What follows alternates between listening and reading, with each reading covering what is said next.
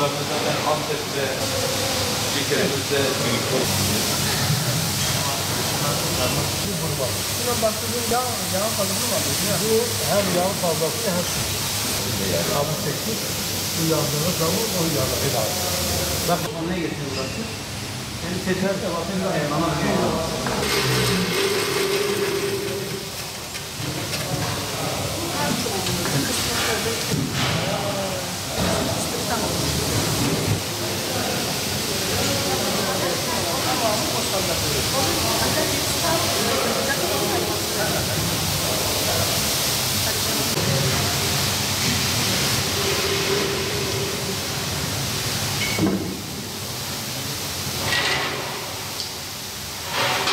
bu toplam olarak giren bellidir.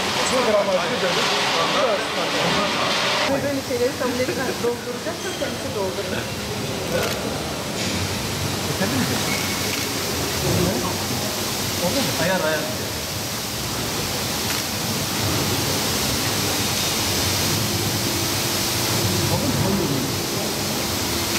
O da yuvarlatmak gerekiyor.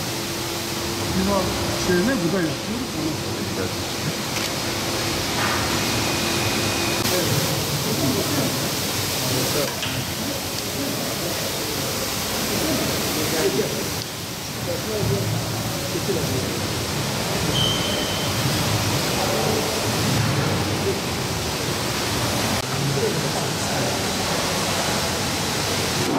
Her yerine eşit miktarda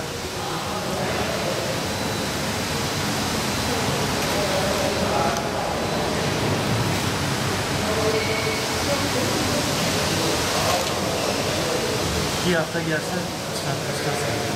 Açıldığı zaman şey olur. Berat Bey, sen bak oraya bir olur. Şu aşamalı çatışı yap. Hamurun sertliğine, hamurda kadar sertliğine daha kaliteli geliyor. Şu an.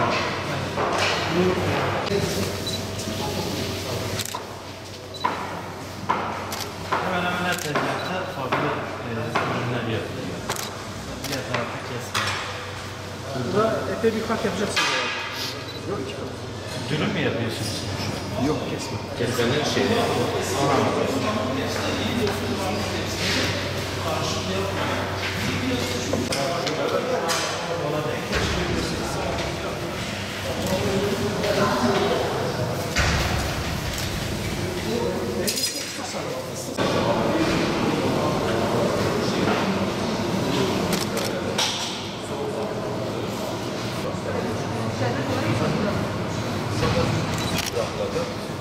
Şu anda bırakacağız.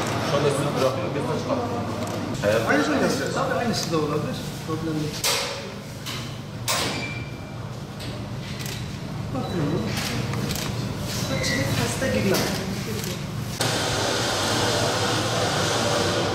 Yukarıda çayın var, açık adresi yazıyor. İş yerinde yapılan bir ve kontrol sonucu herhangi bir olumsuz vermemiştir. Böyle de şuradan.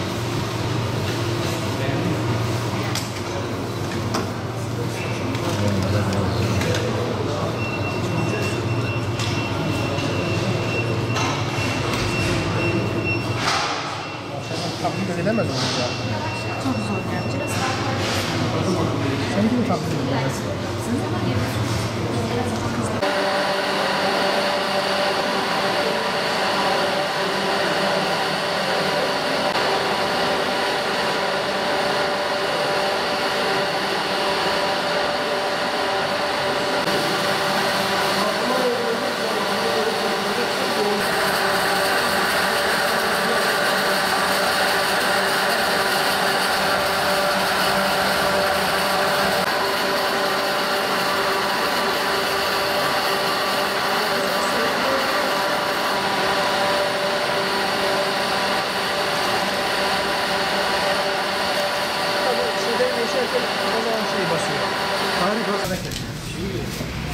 Maya veya biber yani ikisinin arasından şu genel maya tekniği. Biz tamam bak.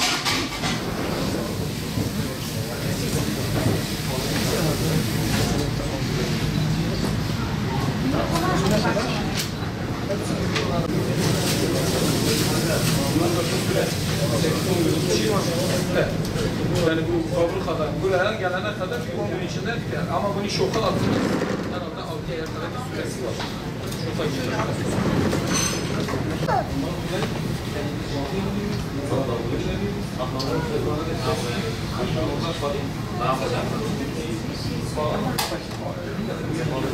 Benim eski yolu pazarında vardı. 82'den beri 28. 11. O zamandan beri bu var.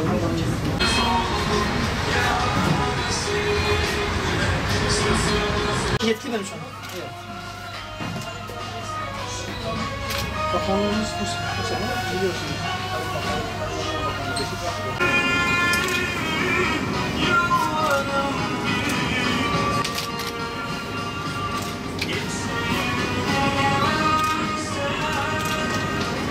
Beşinci ayın 2020 5. aya kadar son tüketim tarihine baktım, raftaki genel ürünlerin tamamı onları gösteriyor.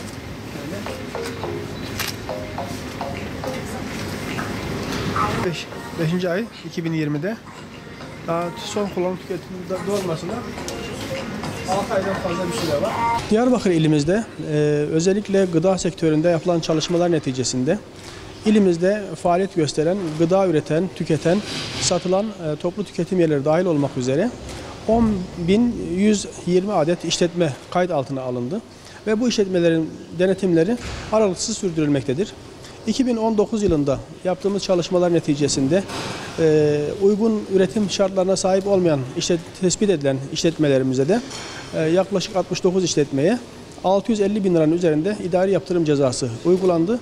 İnsan sağlığını olumsuz etkileyebilecek her türlü tedbiri alma adına bu gıda satılan yerlerin kayıt altına alma faaliyetleri aralıksız sürdürülüyor. Bakanlığımızın Sayın Bakanımız Bekir Pakdemirli'nin talimatlarıyla 81 ilde denetim yapılması talimatı verildi ve 25 Kasım 30 Kasım tarihler arasında gıda üreten, tüketen bütün işletmelerin denetlenmesi gerçekleştirecek.